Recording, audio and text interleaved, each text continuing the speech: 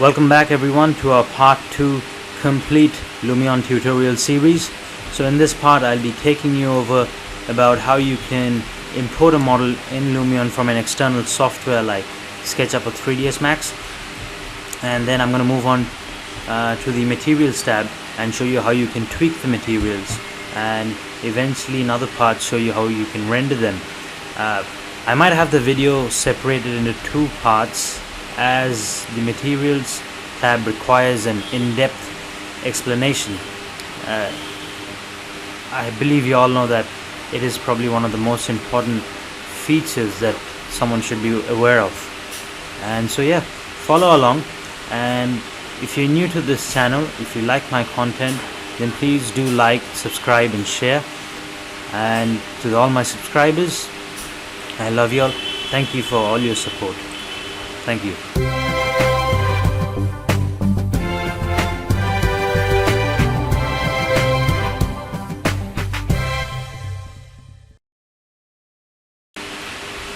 So before I get started, I've decided to show you the settings tab, which I missed out in the last part, I believe. So yeah, if you go into the settings tab, left click on it, you've got first of all the image tab. Under the image tab you've got your editor quality. These are basically settings for your model editor, your viewport. So you can set it down to 66% if required, if you think it's taking up too much RAM. I generally set it down and I lower the quality when I'm working with large models, as the computer can get slow actually. It takes up a lot of RAM or VRAM whenever the model is quite heavy in size. I always set the proxies to auto, so if you go far away it converts the objects into proxies. I do not use high quality trees in the editor, in the viewport. Of course it will render high quality trees for sure. So that's that, and I do not select the auto update preview for that. I'll get to later on. Input method, just leave the default there. For system, I have my recovery on and the error log on, and nothing else really, and I do not have the full screen on at the moment. So yeah, so that's the settings tab actually. So now that you know that, so let's go ahead and import a new model from SketchUp. It's the same thing actually. I mean, it's the same thing with SketchUp or Max.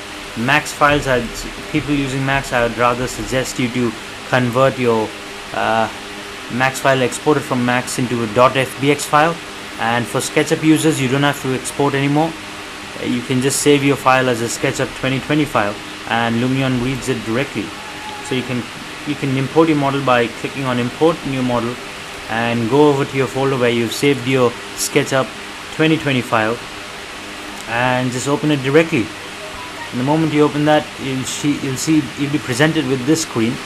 You can set your model name, you can give you a custom name, you can set your own folder where you want that model to be saved under.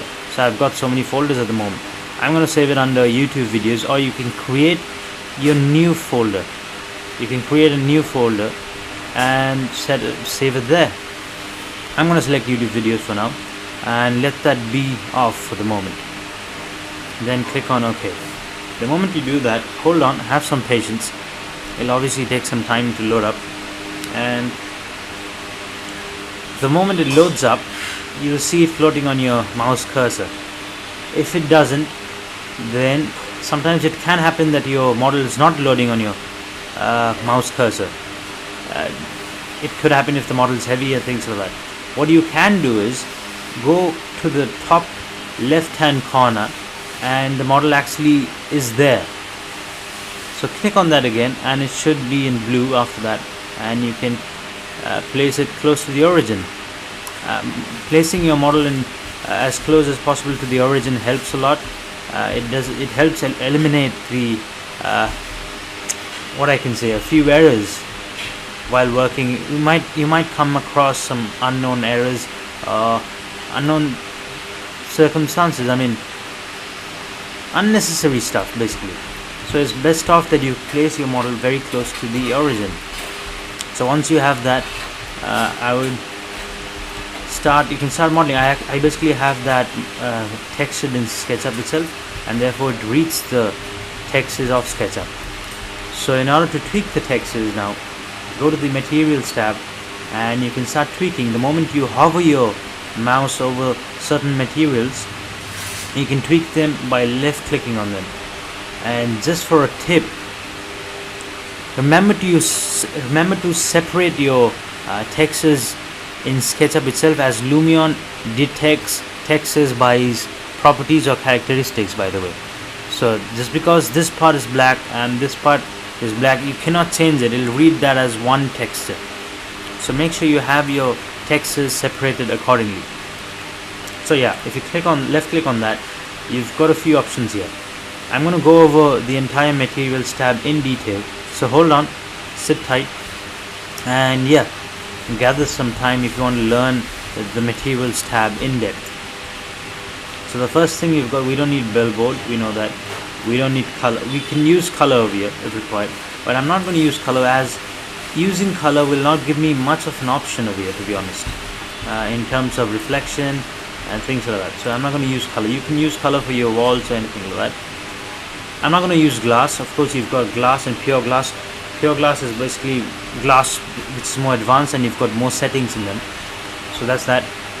You can make it an invisible object if required. If you want to hide something, I think this is the best way to hide something in Lumion.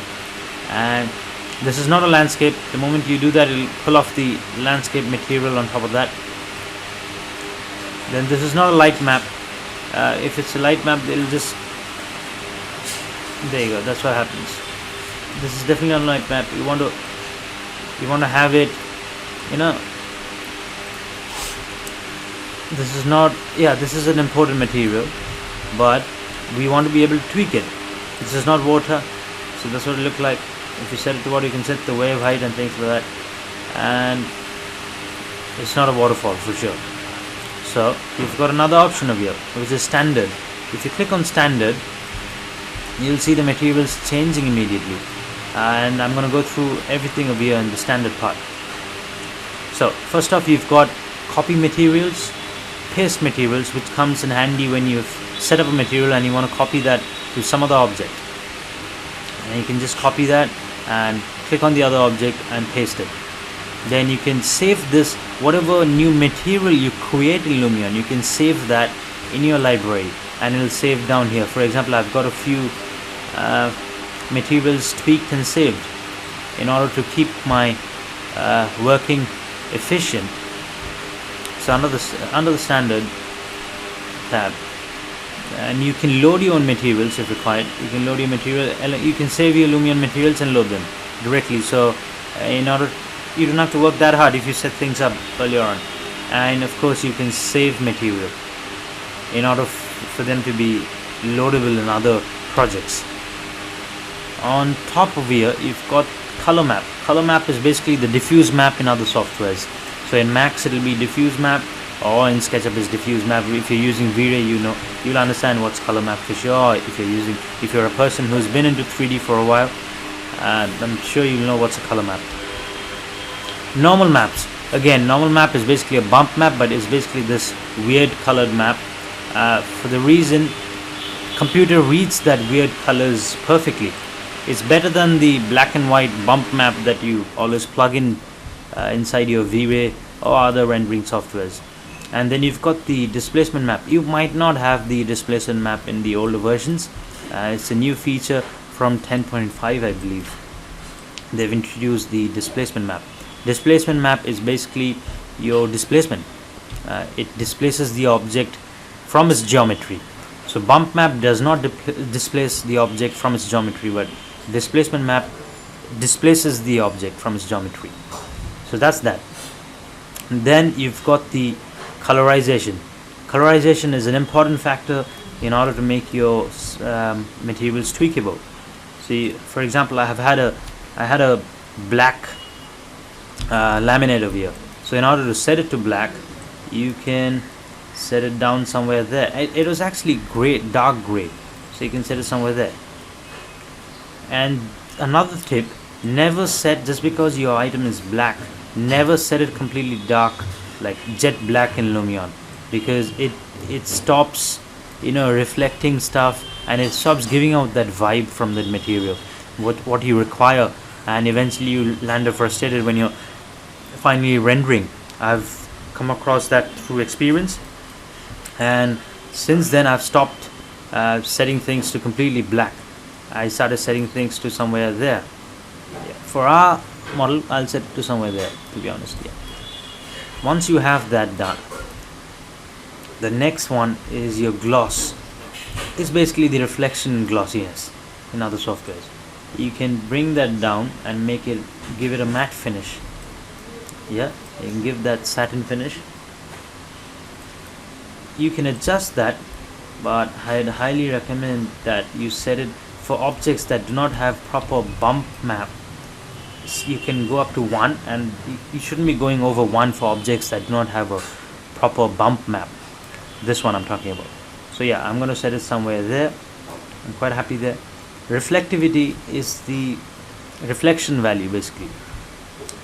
It's generally by default set at 1, but I would recommend that you set it down to somewhere 0.8 or 0. As it starts reflecting way too much in the scene. When you finally render it, you'll land up with way too many reflections, and when you post-process it, you'll find that it's even harder to control that sometimes. So I turn it down sometimes, depending on the situation and the projects, of course, and turn that colorization up there. So once you've done that, if you set that, the next tab you've got is relief. I'll show the advanced settings. Relief is basically the bump value, whatever bump map you've put in there, that value. I do not have a bump map here, so I'm just going to turn the relief down. I'll show you a bump map material, of course, as we tweak the entire material set in Lumion. Next up is the scale. Scale is basically, let me just tweak this one quickly and show you what scale. Scale is basically that, scaling your model. There you go. That is scaling. But remember, you cannot custom scale or UV map your stuff in Lumion. That'll have to be done in an external software and then imported here. Especially, I believe it reads SketchUp files quite well, to be honest. It has actually tiled my materials perfectly, to be honest. Compared to what happens with Max files, this is actually perfect, to be honest. Alright, so that's your map scale. Underneath, you've got the advanced settings, offset. So for the offset to work, you probably have to map your scale first. If you have it set on the default scale, you will find that your offset's not working at the moment. So for that to work, you will have to set up your map at a certain scale. Basically UVW map it in Lumion over here. So let's just set it there, and then you can offset your Y, your X, the way you like it, and of course your Z. Then you can rotate it if required.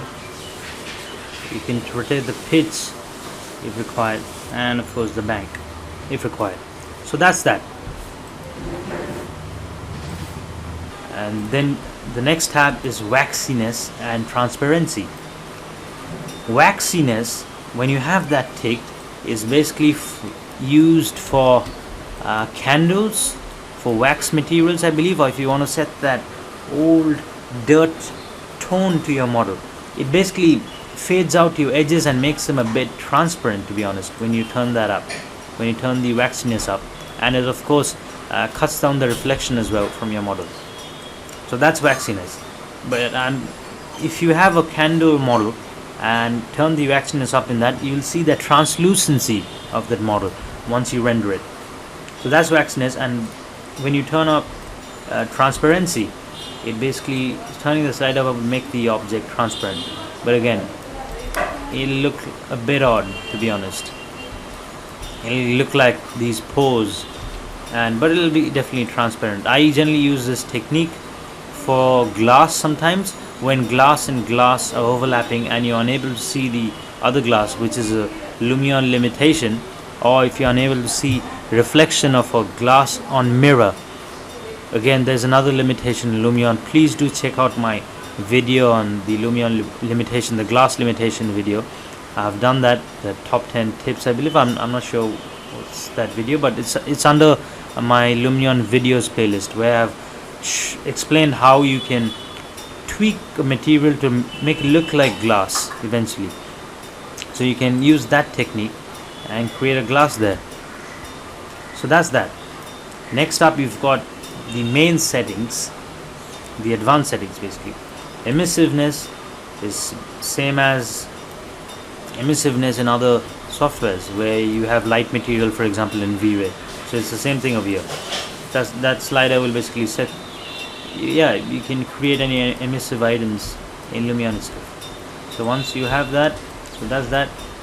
To be honest, using emissive materials is one of the best ways of lighting up scenes in Lumion at the moment, because it casts shadows basically, because other lights do not cast shadows at the moment, and this thing casts shadows basically. I believe that's what I believe. It does cast shadows, but I'll have to again cross check that if emissive materials, or they just emit lights, or do they cast shadows or not. I'll have to cross check that again, but I use it to for light bulbs and things like that. I use that. Then you've got the saturation of the color used, or the saturation of the materials used. That's available in other softwares, and it's like a post-processing item there. Specular will turn up your reflection value. It'll pump it up by 2 times, I believe, and sometimes turning up the specular value sometimes can cause lens flares. I've experienced that too. So leave that to the default values. Flicker reduction, very handy when you have Z fighting going on. What is Z fighting? Z fighting is basically, while modeling in SketchUp, you could land up with a layer overlapping another layer. So in order to get rid of that, you can do that in Lumion directly without deleting your or modifying your SketchUp model. You can just hold a material and reduce the flicker reduction value, or increase the value in order to get over that overlap item. And after that, you've got your texture, alpha textures, which this one masks reflectivity, this one clips object, and this one can be used for emissiveness. Again, if you're a beginner, you do not have to worry about this for the moment. I'll be explaining this part in an advanced materials part. This is not for the moment. Just concentrate on your beginner's material, the ones you've got in your scene and everything else. These are a bit advanced, and I'll be covering them in the other part, and not here. So the next tab is weathering. Weathering is basically, it's a very handy feature, and it can actually help you attain those realistic renders. You have stone weathering, wood, leather, silver, aluminium, gold, iron, copper, and plastic. So this is a stone basically, so you can use stone weathering. In fact, I use weathering on every scene of mine, because every object will have a bit of weathering for sure, and turning up the slider will give you that moss effect, So yeah, you need to understand the value you require for weathering basically. And below that, you've got edges, which is another important feature of Lumion. Edges helps you create beveled edges in Lumion. So if you turn this, can you see that? Yeah, that's the one I'm talking about. So that's called edges. Some software is called bevel. Some software, I think in Blender it's called, I'm not sure. Yeah, in Blender it's bevel, and in Max it's called, I forgot what's called in Max, because bevel is a different option in Max. And yeah, so it just rounds the corners up for you. So that's that. After that, you've got, let me set that correctly. Yeah, that much should be fine. After that, you've got the foliage. Foliage is basically helps you create vertical gardens and things like that. So that's foliage option there. You can have it like that. You can, if you want leaves in your kitchen, you can have that. You can turn the size down. You can have different leaf type there. Yeah, you can have a colorful one. You can create a pattern offset, and of course, turning the ground level value down will give that pattern offset look, which looks very good actually, depending on your model. If you have ever tried out this is best for vertical gardens and things like that, if you want to create creepers on your buildings and stuff like that. So that's that. So that's your material explanations, the standard explanation of all materials. So you'll be faced with, these are the settings you'll be faced with basically while tweaking your materials. So go ahead, and I'll leave this model on in our Facebook group. Ask me to join the group, and I'll leave this model there. And I would love for everyone to try out and set your own materials up, and send me a few daylight renders if required, or because I haven't covered the lighting bit over here. And start with, actually follow me along this journey of Lumion tutorial with this model, and then will be another parts covering an external an exterior model. So yeah, thank you for joining in. Hope you enjoyed the video, and please do like, subscribe and share. So thank you. Thank you all for watching this video. If you did enjoy the video, then please like, subscribe and hit the notification bell to stay updated with my future uploads.